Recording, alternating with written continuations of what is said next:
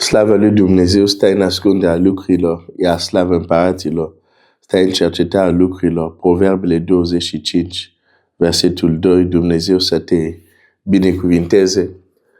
După ce am vorbit despre ce am împărtășit săptămâna trecută, nu pot să merg mai departe fără să subliniez când am vorbit despre mânia, importanța mâniei,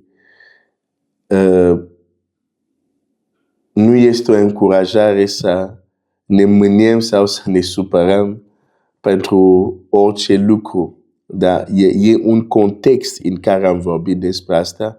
Deci nu este dacă se întâmplă să te superi des, mesajele nu erau o scuză ca să te superi mai mult. Contextul mesajului este în fața unor situații, în fața unor entități, dacă nu avem starea potrivită și anume, în anumite contexte, mânie, nu se va schimba absolut nimic. Asta e contextul. Dar nici de cum să te mâni peste, nu știu, împotriva, nu știu, soția ta, copiii tăi, soțul tău, vecini, da? Nu mânia înspre ei, nu despre asta vorbeam.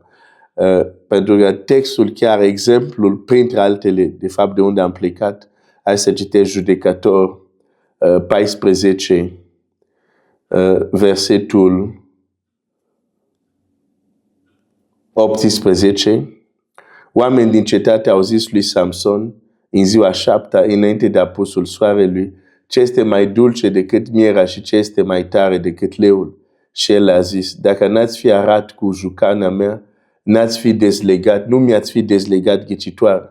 Duhul Domnului a venit peste el și s-a coborât la Ascalon, acolo a ucis 30 de oameni, l-a luat hainele și a dat hainele de schimb celor ce dezlegaseră ghicitoarea. Era aprins de mânie și s-a suit în casa tatălui său. În contextul ăsta este foarte clar. Era aprins de mânie împotriva filistenilor. El a fost ridicat, a fost ales ca să înceapă să izbăvească Israel de filisteni. Și atunci trebuia să aibă o poziție foarte fermă vis-a-vis de filisteni.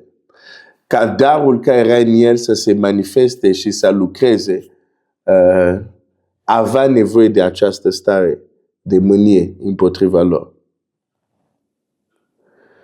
Deci, dacă te mâni pe ceea ce Dumnezeu urește, nu este păcat. Dacă te mâni pe lucrarea celui rău, a durerilor rele, nu este păcat. De fapt, a zice, a nu se mânia împotriva diavolului, împotriva lucrării sale, asta de fapt este un păcat.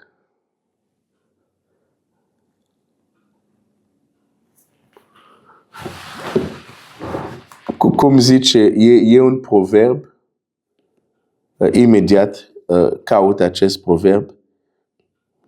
Un proverb 18 cu 9.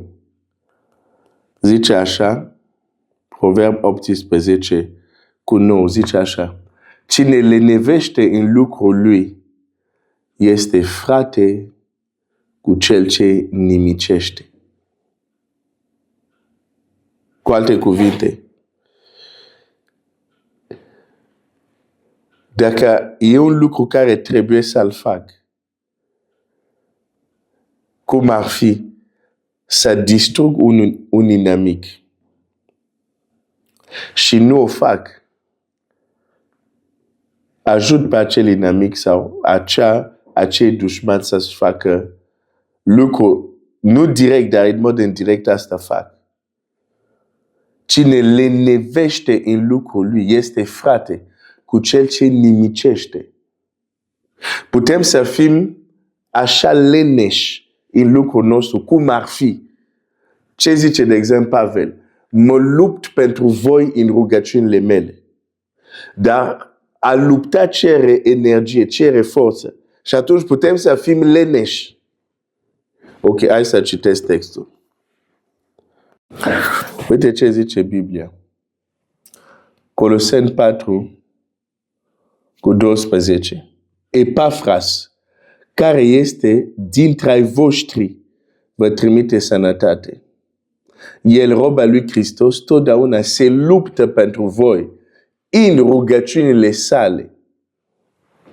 Se luptă pentru voi. Dar putem să fim leneși în ceea ce privește a se lupta pentru frații în rugăciune.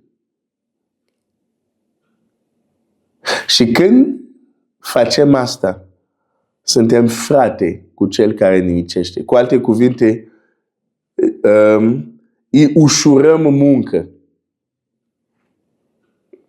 Unde rugăciunile noastre trebuia să oprească planurile lui și lucrarea lui, nu întâlnește nicio rezistență.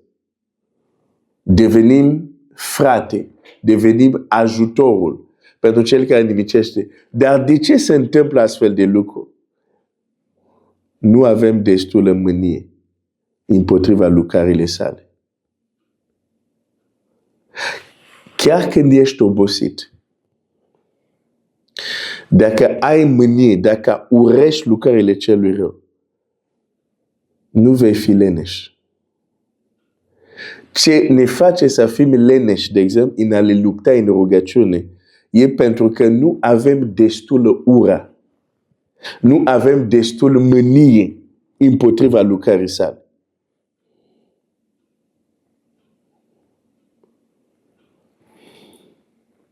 Deci asta este contextul, da?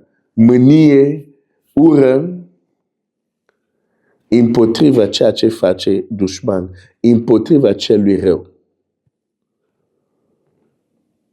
Nu mânie să te superi pe fratele tău, să te superi pe soția ta, da? Deci am vrut doar înainte să merg înainte să clarific acest lucru. Da? Nu e să ne mâniem la fiecare pas, să fim angajați la cremvuștilă și zice, uite, e bine, am auzit că e bine să avem mânie. Dar nu despre mânie asta vorbesc, da? Vorbesc de mânie împotriva dușmani, împotriva lucrările lui, împotriva întunericului, împotriva răului, da? Durile rele în locurile cerești cu care trebuie să ne luptăm.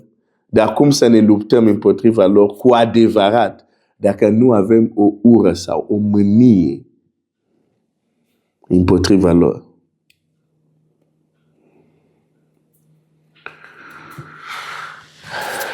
Dumnezeu să ne ajute, exact cum scrie, să ne mâniem, dar să nu păcătuim. Hai să mai citesc acest text și o să închei. Efeseni 4 cu 26. Mâniați-vă și nu păcătuiți. Dumnezeu să ne ajute la asta. Que Dieu te bénisse.